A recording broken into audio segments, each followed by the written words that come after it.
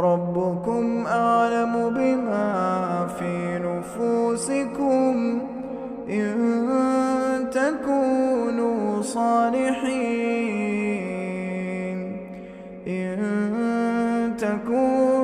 صالحين فإنه كان للأوابين غفورا وآت ذا القربى حقه والمسكين وابن السبيل ولا تبذر تبذيرا إن المبذرين كانوا إخوان الشياطين وكان الشيطان لربه كفورا.